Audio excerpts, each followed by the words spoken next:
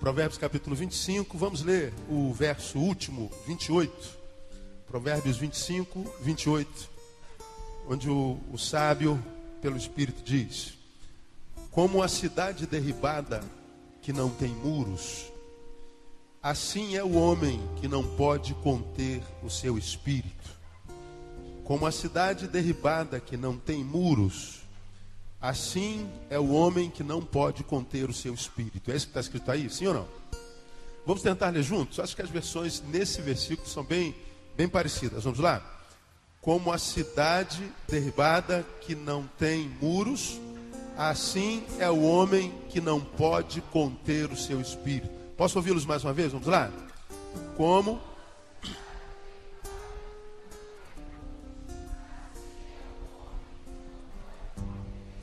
conter o seu espírito. Amém, amados? Senta um pouquinho aí. Vamos ver se tem alguma sabedoria para nós nesse versículo. Provérbios é um dos livros mais ricos da Bíblia, você sabe disso. E é um livro totalmente dedicado para a sabedoria, Provérbios e Eclesiastes. Porque a Bíblia diz que sabedoria é a coisa principal. Não há nada na espiritualidade que seja mais importante do que o saber, embora não seja essa a visão dos evangélicos, né? A gente acha que a unção é mais importante, que a reunião é mais importante, que o culto é mais importante, que o fazer, o produzir é mais importante. Não é. Muita gente produzindo, cansa e fica no caminho. Há muita gente que hoje está debaixo da unção, amanhã não está mais. Depois tem que buscar mais unção. Conheço um monte de gente que já participou de todos os cultos de consagração, que já pôde participar, já foi na culto de consagração da irmãzinha do Coque, do profeta do Reteté, da consagração do monte, dos jejuns. E hoje estão aí prostrados no caminho. Conheço centenas deles. Centenas. A Bíblia diz que a sabedoria é a coisa principal, né? Por isso tem 2 livros na Bíblia dedicados para ela. E são livros que nós cristãos, ou os cristãos, leem pouco, não é? Mas deveríamos ler muito mais. Agora, o conteúdo do livro, ele não é de revelação explícita, ele precisa ser mastigado com o dente do cérebro, como eu costumo dizer, porque senão nós lemos textos como esse, que são extremamente simples, mas se a gente só passar olhos, e a gente não vai tirar nada dali. Como cidade derribada que não tem muros, assim é um homem que não pode conter o seu espírito. Ou se a gente não parar a pensar, raciocinar, gastar tempo, mergulhar no texto, parece que o texto não tem nada para hoje, não tem nada a ver conosco, tem tudo a ver conosco. Do que esse texto está falando? Esse texto está falando para um tipo de gente específica. Qual tipo de gente? Qual? Não contém o espírito. Como é que a gente chama hoje o camarada que não contém o espírito? Alguém disse aí? Pavio curto. Esse versículo está falando para você que é pavio curto. Alguém aqui é pavio curto? Paciência curta? Não precisa se manifestar. Não precisa se aborrecer comigo, por favor, né? Eu estou só compartilhando. Esse versículo aqui é para o cara que tem pavio curto, para a mulher que tem pavio curto. Mas que é isso, pastor? Tem tudo a ver. Quando o texto diz, olha, o homem que não pode conter o seu espírito, ou seja, quando ele sente, ele perde o raciocínio e reage segundo a emoção do momento. Sentiu, puf, entrou no coração, sai pela boca. Não passa, o caminho é mais curto, que do coração para a boca tem um palmo, né? Digamos assim. Mas esse um palmo é só para quem tem pavio curto, para o homem que não contém o seu espírito. Porque para o homem que contém o seu espírito, para o sábio, o caminho do coração até a boca é mais longínquo. Ele vai sair do coração, vai subir até o cérebro, e depois que sobe ao cérebro, desce até a boca. O caminho é mais longo, o pavio é maior. Para quem tem o pavio curto, é aqui, ó, forçando a barra um palmo, né, do coração à boca. Mas para quem tem uns pavios mais longos, não, ele vai dar uma volta, ele vai subir, vai passar pelo cérebro, de repente dá algumas voltas no cérebro, porque não deu para mastigar direito, ele mastiga, depois desce pela boca, e aí quando sai pela boca já trilhou um caminho bem mais longo do que aquele que vai do coração à boca, da emoção para a boca. Nós já aprendemos que é explícito na Bíblia, o que há no coração vai sair por onde? Pela boca. Que a boca fala do quê? Do que o coração está cheio. Então, se encher o coração, vai sair pela boca. Encher o coração vai ser vomitado. Não tem jeito. É explícito isso na Bíblia. Agora, o que a Bíblia não explicita quando diz que a boca fala do que o coração está cheio, é sobre a cronologia da fala. Quando é que a boca fala do que o coração está cheio? Diz que a boca vai falar daquilo que encheu o coração, mas não diz quando, como, de que jeito. Aí esse texto vem e fala sobre isso. O homem que tem pavio curto, ou seja, tem um espírito indomável, ou pelo menos não há espírito indomável, inclusive o espírito do profeta é sujeito ao profeta, nem quando é dom, nem quando é algo espiritual, algo de Deus, do Espírito Santo de Deus, é maior do que o nosso próprio domínio. Até o que Deus gera em mim, se eu quiser conter, eu contenho. Principalmente o que é de mim mesmo. Se o que é de Deus em mim eu contenho, imagina se o que é de mim eu não posso conter, posso. O que acontece é que algumas pessoas que a capacidade de domínio é menor nele do que em outros. Agora, do que tem capacidade de domínio menor, é sobre esse que o texto fala. E o que o texto está falando? Olha, você, meu irmão, que é pavio curto, ele compara você a uma cidade derribada que não tem muros. Claro que ele está usando uma geografia do contexto dentro do qual o texto foi escrito. Uma cidade derribada que não contém muro. Toda cidade, você sabe disso, estudante da Bíblia, naquele tempo, até hoje, ela era cercada por uma muralha. Quanto mais forte a muralha, mais poderosa era a cidade, mais bem guardada era a cidade. A cidade era impenetrável, os inimigos não eram ameaça. Em função daquilo que existia entre a cidade e o inimigo. Eu sou a cidade, vocês são meus inimigos. O meu púlpito é o muro. Então, a sua ameaça será a proporção do muro que há entre mim e você. Se o meu muro tem 1,20 m, se você jogar uma pedra daí acerta a minha testa, eu tenho 1,86 m. Meu muro me protege só pela metade. Você pode jogar uma pedra daí para acertar no meu umbigo, você talvez não consiga. Mas se você quiser acertar a minha testa, você acerta. Por quê? Porque eu dependo do meu muro.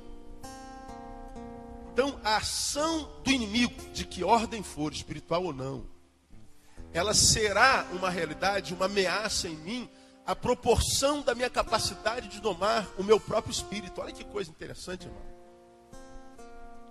De modo que o meu inimigo não tem poder em mim só em função do tamanho dele, do poder dele. Não é só o que ele é que representa ameaça em mim.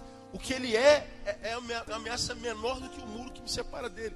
Por exemplo, eu já até falei sobre isso aqui outrora, se eu não me engano. Suponha que eu precise entrar dentro da cabine e pegar aquele neguinho que está lá dentro, o Dilson, aquele magrelo que está lá. Só que, digamos que essa cabine tem duas portas, uma do lado esquerdo, outra do lado direito. E eu quero pegar aquele neguinho de qualquer jeito. Só que tem dois guardas nessas portas. Do lado de cá está Mike Tyson. Não, Mike Tyson já faliu, né? Vamos botar Anderson Silva, que é campeão do UFC, não é? O cara é violento. E do lado de lá está Nelson Ned. Por qual porta você vai tentar entrar? Anderson Silva ou Nelson Ned? Nelson Ned, of course, né? Lógico. Como não? Como é que eu vou encarar o cara que brinca com os campeões? Não dá. Agora o outro eu olho para ele, aí você fala assim, pô, é uma ameaça. Em função do que ele é uma ameaça menor para mim. Em função do que este é, ele é uma ameaça maior para mim. De modo que nesse contexto biológico, a minha ameaça depende do inimigo, do que ele é. Mas o texto está dizendo o contrário. A ameaça a mim não depende só do que é o inimigo. Depende do muro que eu construo ou não entre mim e ele. E o que ele está falando do cara que é pavio curto? Você é semelhante a uma cidade derribada. Entre você e seus inimigos não há nenhuma defesa. Logo, logo você vai cair. Logo, logo você tomba. Mais cedo ou mais tarde ele está dizendo, é regra sem exceção. Todo pavio curto geralmente teme pouco. Quem teme pouco, respeita pouco o adversário, seja ele de que ordem for, seja homem, seja biológico, seja sei lá, espiritual. Ele tem pavio curto, então ele é dominado pela ira, dominado por sentimento de vingança, dominado pelo orgulho, como quem diz, eu não levo desaforo para casa, sapos não estão no meu cardápio, eu não engulo sapo. Então ele vai indomavelmente contra o seu oponente. O texto está dizendo, você vai derrubar um, vai derrubar dois, mas o que o texto está falando é uma autobiografia de si. E está dizendo, logo, logo você será como uma cidade derribada, porque quando nós somos dominados pelo nosso espírito, nós perdemos toda a defesa. E por mais que a gente consiga vencer um, vencer dois, certamente mais cedo ou mais tarde nós seremos vencidos. Vencidos por quem, pastor? Qual é o inimigo que vai me derrotar? Você mesmo. Você não vai ser derrubado pelo outro, você vai ser derrubado por si próprio. Porque as cidades que não tinham muros, elas eram invadidas facilmente. Mas as cidades que tinham muros fortificados, elas permaneceram para sempre. Permaneceram para sempre. Você lembra daquela história de quando o povo de Deus invadiu Jericó?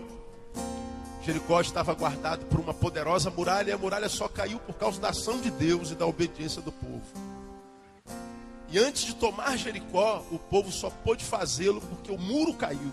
Porque se o muro não caísse, Jericó permanecia de pé, e os inimigos, independente de quem fosse, não prevaleceriam.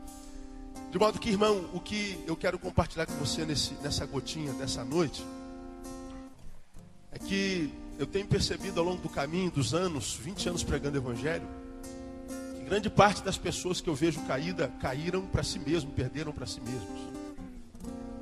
Eu tenho me encontrado com homens e mulheres, maridos e esposas, jovens, meia idade, adultos, que estão prostrados na vida, seja financeiramente, seja profissionalmente, familiarmente, emocionalmente. São pessoas que foram vencidas por si mesmos e não pelo próximo. Tenho me encontrado com gigantes que perderam para Nelson Ned. Aí você fala, como é que Nelson Ned pode me vencer, pastor? Não foi Nelson Ned. Foi a sua capacidade de se domar.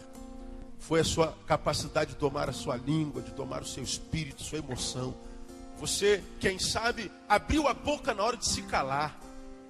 Talvez, ao contrário, você se calou na hora de falar. Você agiu corretamente, mas na hora errada. Você agiu erradamente, embora na hora certa. A hora de agir era aquela, mas a metodologia não. Então, muitas vezes, nós invertemos as ordens. Poxa, pastor, eu preciso dizer alguma coisa precisa ser dita. É verdade. Há momentos na vida, irmão, que a gente não pode se calar.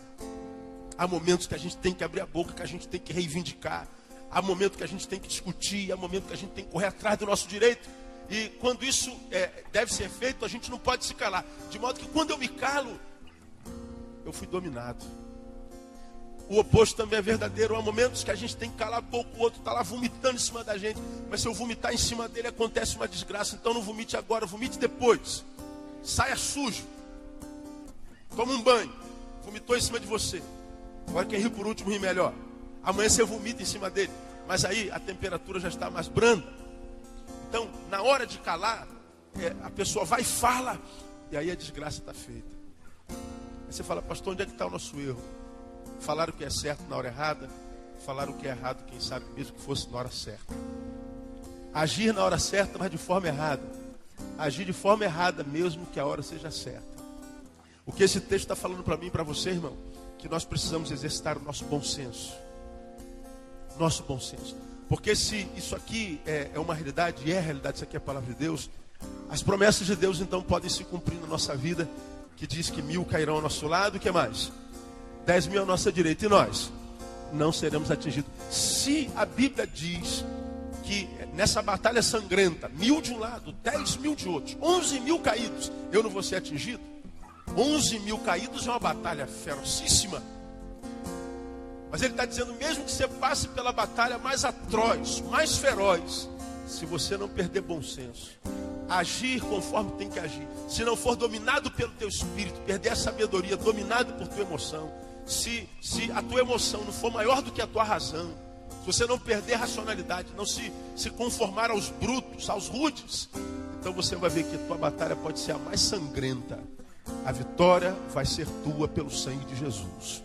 Porque se a Bíblia diz, 1000 caem ao meu lado, 10 à minha direita, eu não sou atingido. E a gente vê muitas vezes uma batalha tão pequenininha, um caído de um lado, 2 caídos do outro, e você está prostrado também. Eu falei, pô, peraí, Senhor, tu falaste que era 1000 de um lado, 10 do outro, só tem um caído e 2 do outro, eu já estou quebrado. Faltava 9.998 de um lado e 999 do outro, até eu ser atingido, e nem assim eu seria atingido. Agora caiu meio aqui e um aqui, eu já estou ferrado. Pois é, não foi teu inimigo que te derrubou, foi você que se derrubou. Você entrou no ringue com as suas emoções te nocautearam. Aquele que tem pavio curto é como uma cidade derribada que está sem muro. Mais cedo ou mais tarde se prostra. Então, se eu fosse você, que tem pavio curto, eu falo assim, pô, pastor, eu vou segurar essa palavra aí. Porque eu sou daquele cara que arruma briga em qualquer canto, é no trânsito, é na faculdade, é na farmácia, é no trabalho. Eu não quero saber, se me olhou de lado, eu já meto a mão na cara, pastor. Se não deu bom dia, eu já xingo a mãe dele. Pastor, eu não quero saber, se a mulher piscou 2 vezes, eu fecho o olho dela com voto roxo. Eu sou assim, pastor. Pois é, você sabe como vai ser o seu fim. Logo, logo você vai estar prostrado. E não vai saber por que está prostrado, porque se prostrou. Vai perder para si mesmo. Por isso que a Bíblia diz, se alguém quer vir após mim, quer que isso seja legal para você, quer que seja proveitoso, quero, pastor, então, quer vir após mim, quer que seja bom, quero. Então a primeira coisa que você tem que fazer o que mesmo? Quer vir após mim? Negue-se a si mesmo. Porque quando o teu inimigo é o diabo, você vai dizer, Satanás, eu te repreendo em nome de Jesus. Pronto. Agora, quando o teu inimigo se chama pelo teu nome, não adianta dizer, Neil, você está repreendido em nome de Jesus. Não adianta. A carne não se submete ao nome de Jesus. A carne se submete ao domínio próprio. E domínio próprio a gente tem quando a gente está no Espírito, porque o domínio próprio é o fruto do Espírito Santo. Então, eu acho que essa palavra aqui é uma declaração de amor da parte de Deus para você que é pavio curto. Então, meu irmão, hoje, peço, Senhor, dá uma esticada no meu pavio aí, por favor, em nome de Jesus. E me dá um carretelzinho maior, porque eu nasci para vencer e não para perder. Para que as tuas muralhas, irmãos, estejam fortificadas. Porque, irmão, você pode lutar, Senhor, com essa multidão, eu contra vocês. Mas se eu tiver um muro aqui, só, de repente tem uma portinha aqui, só para eu zombar de vocês. Joga, seus otários, joga aí, pode jogar mesmo. Ô, seus molenga. Aí vai jogar bomba. Mas eu estou atrás do muro. E você sabe, irmão, que nossas guerras não são carnais, são espirituais.